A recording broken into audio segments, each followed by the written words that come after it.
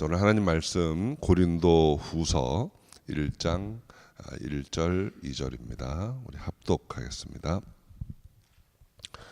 하나님의 뜻으로 말미암아 그리스도 예수의 사도된 바울과 및 형제 디모데는 고린도에 있는 하나님의 교회와 또 온 아가야에 있는 모든 성도에게 하나님 우리 아버지와 주 예수 그리스도로조차 은혜와 평강이 있기를 원하노라. 아멘.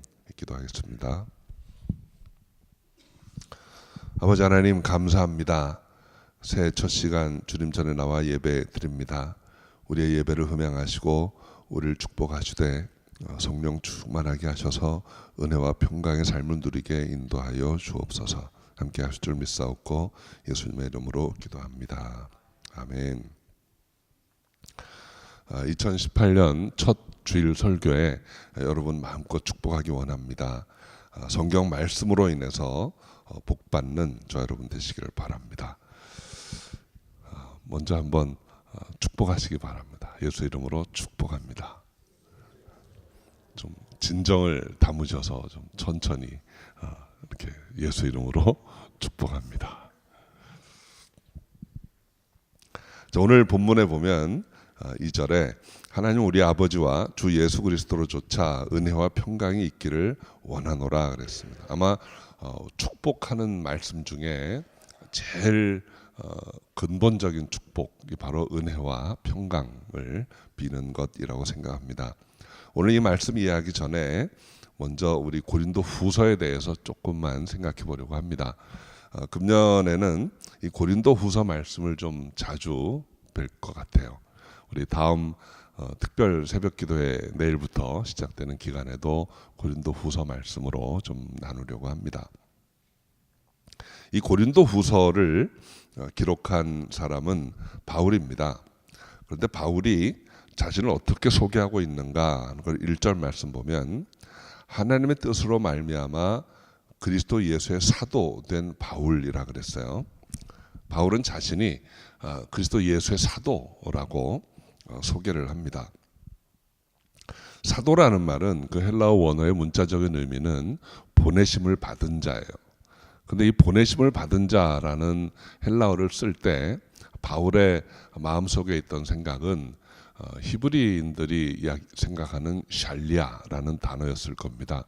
그 샬리아라는 말은 공회에서 어떤 특별한 일을 처리할 때 전권을 위임해가지고 대표를 보내요. 그 대표가 샬리아예요. 그러니까 이 샬리아는 어디에 가면 자기가 말하는 거, 행하는 모든 것이 공회의 뜻이라는 거죠. 그러니까 오늘 그런 개념을 가지고 바울이 자기가 하나님의 뜻으로 말미암아 그리스도의 사도라고 소개를 합니다. 하나님이 정하셔서 그리스도의 샬리아가 됐다는 거예요. 그러니까 예수님이 주시는 모든 권세를 가지고 예수님이 원하시는 일을 가서 하는 사람이라고 자기를 이해한 것입니다. 그런데 이 하나님의 사도, 그리스도의 사도라는 말 앞에 이 관사가 없어요. 문법적으로 이 정관사가 붙어 있는 것은 하나 또는 특정한 어떤 개체를 가리킵니다. 그런데 관사가 없어요. 그 얘기는 많은 사람 중에 하나라는 것입니다. 하나님이 그 뜻을 가지고 그리스도의 사도로 세우는 사람이 많다는 거예요. 근데 그들 중에 나도 하나다라는 의미를 갖는 거예요. 저는 저와 여러분도 그 많은 사도 중에 한 사람이 될 수 있다고 생각합니다. 하나님이 여러분을 그 뜻 가운데 택하셔서 그리스도의 사도 되게 하세요. 그래서 우리가 나아가서 만나는 사람, 그에게 그리스도의 복음을 전하고 그를 하나님께로 인도하는 일에 여러분이 사명 감당할 수 있는 그런 사도 되시기를 주의 이름으로 축원합니다. 이 편지가 누구에게 보내진 것인지 보면 이 고린도입니다. 이 고린도라고 하는 것은 당시에 아주 번성한 도시였어요. 그러니까 나중에 지도를 한번 보시면 이 고린도는 그리스의 제일 밑에 혹처럼 붙어 있는 그런 지역에 위치한 도시입니다. 그런데 이것은 서쪽으로는 로마 쪽이고 동쪽으로는 오늘날의 터키가 있는 곳이고 남쪽으로는 아프리카 그 이스라엘 뭐 이런 지역이 다 있는 곳이에요. 그러니까 아주 그 교통의 한 중심이에요. 교역이 아주 왕성한 곳입니다. 그러니까 큰 항구가 있었죠.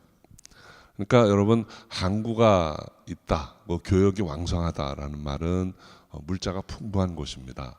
그런데 또 하나 우리가 알아야 할 것은 선원들이 많다는 거예요. 근데 선원들은 부부 동반해서 다니지 않습니다.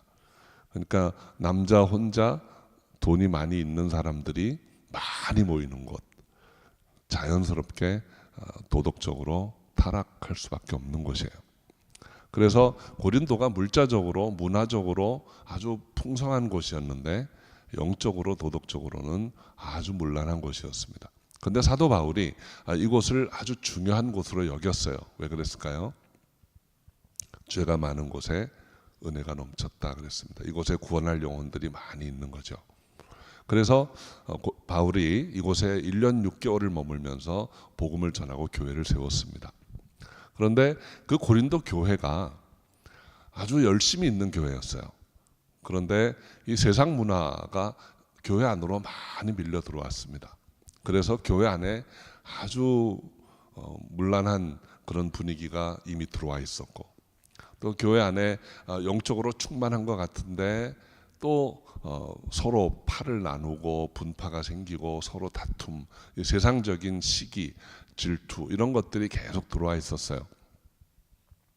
문제가 많은 교회였습니다. 그래서 바울이 고린도 교회에만 보낸 편지가 4번이에요. 그러니까 여러분, 신약 성경에 보면 한 지역에 바울이 이렇게 편지를 여러 번 보낸 데가 없습니다. 고린도 전서에 보면 내가 먼저 너희에게 쓴 편지에 음행하는 자들을 사귀지 말라 하였다, 이런 표현이 나옵니다. 고린도 전서 5장 9절이에요. 그러니까 고린도 전서 이전에 편지를 한번 보냈던 걸 알 수 있죠. 또 고린도 후서에는 2번이나 그런 내용이 나옵니다. 내가 눈물로 너희에게 썼다. 또 고린도 후서 7장에 보면 내가 편지로 너희를 근심하게 한 것을 후회한다, 이런 표현이 나옵니다. 근데 이것은 고린도 전서에는 이렇게 심한 내용이 없어요. 그러니까 이 고린도 전서와 후서 사이에 또 한 번 편지가 있었습니다. 그리고 이제 4번째로 이 고린도 후서를 쓰고 있는 거예요. 어쩌면 고린도는 오늘날 우리 현대 교회의 모습과 참 유사한 점이 많지 않나 하는 생각을 해봅니다. 현대 와서 아주 사회가 물자적으로 풍부해지고 문화적으로 과학적으로 많이 발전한 것 같은데 도덕적으로 영적으로는 아마 1세기 초반 고린도 교회 못지않게 타락하고 바닥으로 내려가고 있지 않나 하는 생각이 들어요. 교회 안에서도 정말 하나님의 뜻대로 신앙생활 열심히 하는 그런 모습도 있는 반면에 그 이면에 서로 질투하고 시기하고 감정적으로 상하고 하는 모습들이 얼마나 많은지 모릅니다. 이러한 것을 보면 결국 이 고린도에 있는 교회가 오늘 우리의 교회와 유사한 것이 아닌가 하는 생각을 해봅니다. 그럼에도 불구하고 바울은 고린도에 있는 성도들을 이렇게 부릅니다. 1절 하반절 한번 같이 읽어보죠. 고린도에 있는 하나님의 교회와 또 온 아가야에 있는 모든 성도. 첫째는 고린도에 있는 하나님의 교회라고 했어요. 교회라는 말은 에클레시아입니다. 에클레시아라는 말은 부름받은 사람들이란 뜻이에요.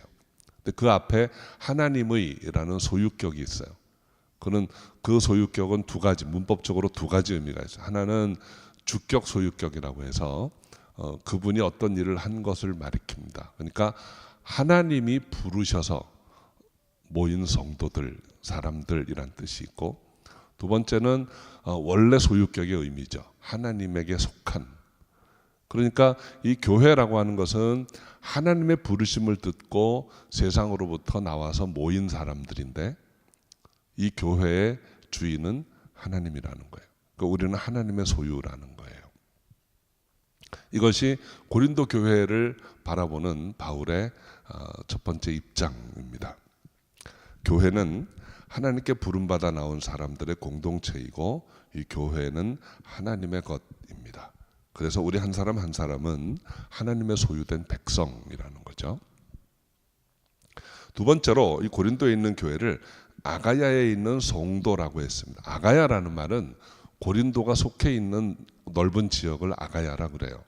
그러니까 고린도라고 꼭 집어서 얘기한 것만이 아니고 아가야 지방에 있는 성도라고 했습니다. 성도라는 말은 하기오이라는 말이에요. 하기오이라는 말은 구별된 자, 문자적으로는 구별된 자라는 뜻이에요.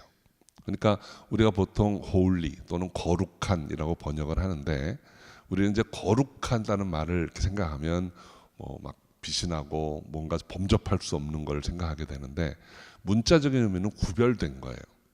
그러니까 부르심 받기 전의 삶과 부르심 받은 다음의 삶이 구별돼야 된다는 거예요. 달라졌다는 거예요.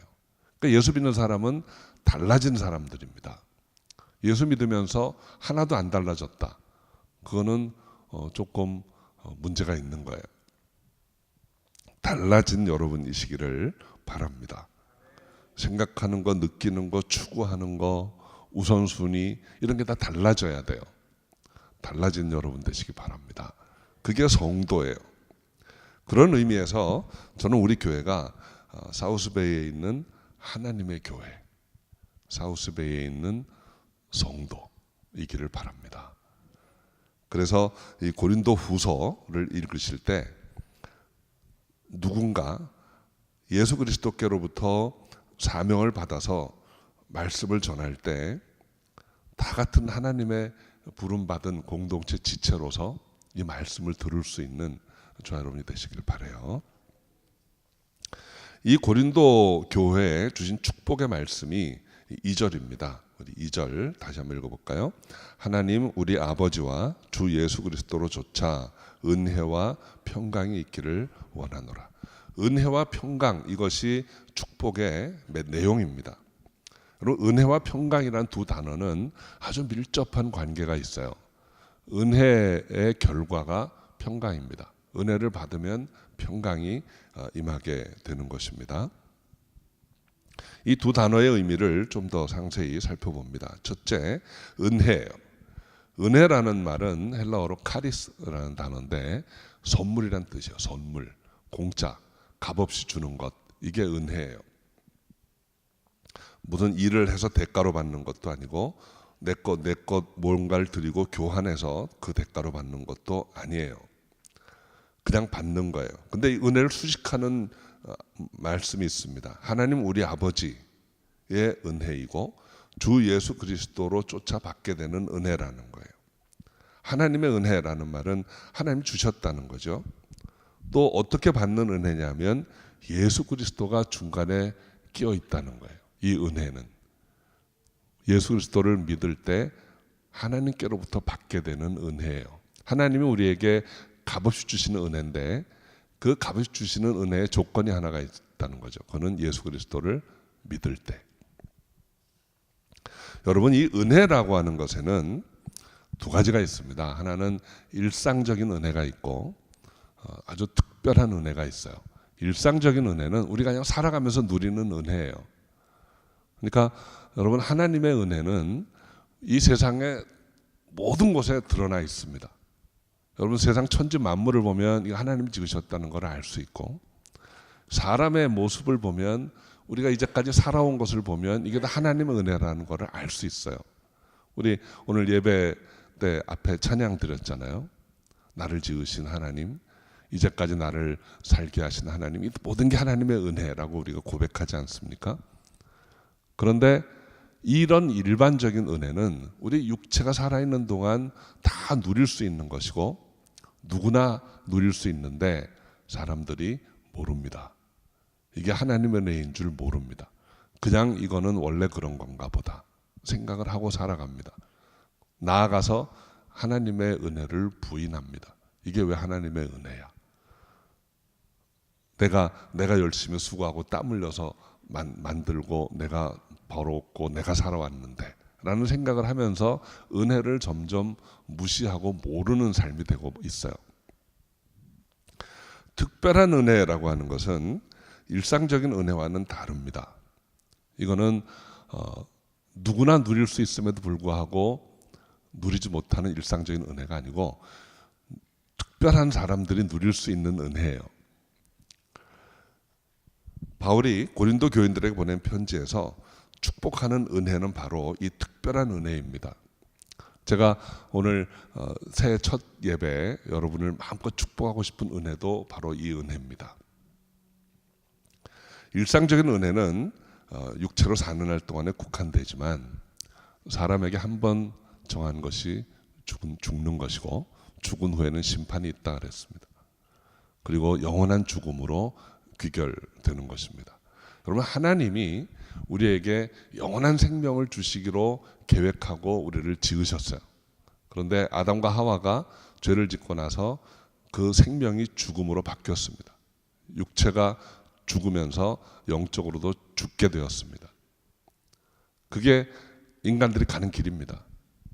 그런데 하나님께서 처음에 영원한 생명을 주시기로 했던 그것을 이루시기 위해서 육체가 죽은 다음에 영원히 죽어 있을 수밖에 없는 그 죽음을 그리스도의 십자가의 죽음으로 대신하셨어요.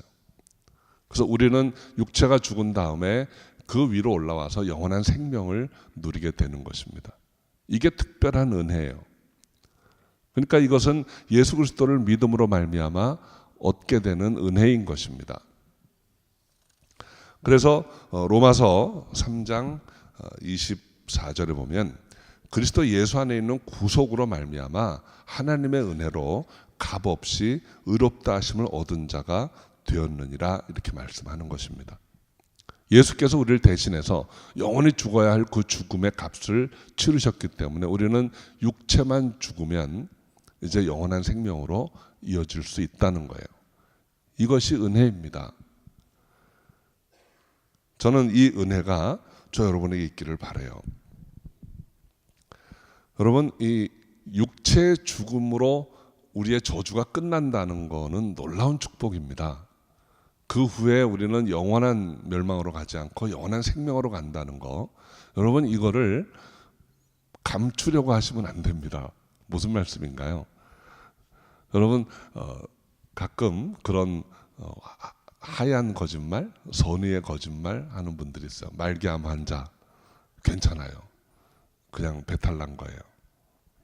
이렇게 위로한다고 거짓말하는 경우가 참 많아요. 근데 그거는 전혀 위로가 아닙니다. 죽을 수밖에 없는 사람에게는 당신 죽습니다라고 얘기를 해줘야 됩니다. 그래야 준비를 할 거 아니에요. 여러분, 인생을 몇십 년을 살았던 정리를 해야 될 거 아니에요. 내가 이제 떠난다는 거를 알고. 더 중요한 거는 죽은 다음에 어디로 갈지를 알아야 되잖아요. 아직 호흡이 있는 동안에 이 영원한 은혜를, 특별한 은혜를 받을 수 있도록 도와주는 게 정말 그를 사랑하고 섬기는 거지, 거짓말하고 아니야 괜찮아 하다가 덜컥 죽으면 뭡니까 그게? 하나도 도와주는 것도 아니고 오히려 사람을 버리는 거예요. 여러분 주변에 혹시라도 그런 어려움을 겪고 있는 분이 계시다면 찾아가서 말씀해 주셔야 돼요. 예수 믿어야 된다고. 정말 감사한 것은 예수 믿으면 하나님이 그 사람 좀 쓰시려고 더 살려줄 수도 있어요. 근데 예수님과의 관계가 하나도 없이 그냥 얕은 위로로 괜찮아요. 그냥 절망할까봐, 낭망할까봐 괜찮아요, 괜찮아요 하다가 그냥 어느 날 떠나게 되면 이것도 저것도 아닙니다. 우리는 샬리아가 아니에요. 사도가 뭐 하는 사람입니까? 저와 여러분은 사도입니다. 그리스도의 뜻을 세상에 전하는 거예요. 생명을 전하고 나누는 자들입니다. 은혜와 평강을 전해야 되는데 은혜와 평강은 감추어 두고 거짓 속임수로, 거짓 메시지로, 거짓 평안을 전해서 그 사람으로 하여금 진실을 보지 못하게 하는, 본의 아니게 그런 역할을 하게 되는 거예요. 그 역할이 누구 역할이에요 원래? 사탄의 짓입니다. 여러분, 은혜와 평강을 우리가 분명히 알고 그 은혜를 전할 수 있는 저 여러분 되시기를 바랍니다. 우리 새해에는 2018년에는 은혜와 평강을 전할 수 있는 저 여러분 되시기를 바라요. 평강은 바로 이 은혜의 결과입니다. 사람이 제일 두려운 게 죽는 거잖아요. 나는 죽는 거 두렵지 않아 하는 아주 강한 분도 물론 계시지만 대부분의 보통 사람들에게는 죽음이 제일 끝이에요. 두려움이에요. 근데 그거 왜 두려운가요? 죽음이? 그 뒤가 어떻게 될지 모르기 때문이에요. 뒤가 어떻게 될지 분명히 안다면 그거는 좀 아쉽고 섭섭하기는 하지만 그게 두려워할 일은 아닙니다. 그것은 우리가 그냥 넘어가야 될 과정이에요. 하나님이 약속하신 영생을 얻기 위해서는 우리가 육신을 버려야만 영원한 생명으로 들어갈 수 있기 때문에 그건 그냥 단계이고 과정일 뿐이에요. 그래서 죽음 앞에 평안할 수 있는 것입니다. 이 하나님의 특별한 은혜를 받으면 평강이 있는 거예요. 우리가 신앙인으로서 그리스도인으로서 이 문제가 해결이 안 되면 여러분 교회 아무리 나와봐야 소용이 없어요. 교회 와서 뭐 합니까? 교회 와서 영혼의 평안도 얻지 못하고 그냥 옛날 방식 그대로 감정에 이끌려가지고 삐지고 시험 들고 화내고 다투고 그러면서 뭐 참고 신앙생활 하는 거 그것처럼 바보짓이 없어요. 신앙생활은 기쁘게 해야 돼요. 여러분 교회가 여러분을 위해서 존재합니까? 여러분이 교회를 위해서 나와줍니까? 어떻게 생각하세요? 한번 여쭤보고 싶었어요. 교회는 나와주는 데가 아니에요. 신앙생활은 여러분이 주님과 만나서 이 영원한 은혜, 특별한 은혜를 누리고 평강을 얻고 살아가는 곳입니다. 그리고 세상에 나가서 사도의 역할을 해야 되는 것이 바로 여러분 한 분 한 분이에요. 어떻게 사도의 역할을 해야 되는가? 거기에 대한 말씀으로 꼴을 드리고 함께 기도해서 그 사역의 열매를 보고 하는 것이 교회입니다. 교회는 무슨 사교단체도 아니고 무슨 교양교육 받는 것도 아니고 무슨 부자 되는 법 배우는 것도 아니에요. 교회는 그런 거 할 능력도 없고 가르칠 수 있는 실력도 없어요. 그런 거 하라고 하지도 않았어요. 여러분 정말 내가 왜 신앙생활을 하는가, 뭐 때문에 신앙생활을 하는가 하는 거를 오늘 새해 첫날에 조금만 더 이렇게 클릭을 좀 만들어 놓으시면 좋겠어요. 여러분 총을 쏠 때 이 클릭이 안 맞으면 아무리 총알이 많아도 소용없습니다. 하나도 못 맞춥니다. 저는 여러분 한 분 한 분이 바울처럼 하나님 뜻으로 말미암아 그래도 예수의 사도 되시기를 바라요. 우리가 살고 있는 이 지역이 고린도 같은 곳입니다. 이 지역에 나가서 그 안에 많은 하나님의 부르신 사람들이 있어요. 어떤 사람들은 아직 교회 발걸음도 못하고 있지만 어떤 사람들은 교회 나간다고 하면서도 여전히 변화되지 않은 성도가 아닌 것 같은 사람들이 있어요. 그런데 주님은 그들을 다 성도라고 불러주십니다. 그런 자들에게 나아가서 여러분, 저와 여러분이 은혜와 평강을 전해야 됩니다. 하나님의 뜻으로 그리스도로 말미암아 얻게 되는 은혜와 평강을 전하시기 바랍니다. 어느 날인가 우리가 하나님 앞에 가면 다 아는 얼굴들이 많이 있을 거예요. 그런데 이 땅에서 많이 보던 얼굴인데 그곳에 그분이 없다면 그것은 여러분의 책임입니다. 여러분이 세상에서 서로 감정 안 거스리려고 좋게 지나간 거, 그래 너는 네 뜻대로 살아라, 나는 내 뜻대로 산다, 서로 종교 문제 간섭하지 말고 지내자, 그냥 사이좋게 지내자 했던 결과로 그 사람은 거기 없는 거예요. 여러분 도전하셔야 됩니다. 새해에는 참으로 은혜와 평강을 전하고 나눌 수 있는 여러분 되시기 바라요. 그냥 입에 붙은 의례적인 은혜가 아니고 은혜와 평강, 참 은혜와 참 평강을 전하고 누릴 수 있는 저 여러분이 다 되시기를 주의 이름으로 축원합니다.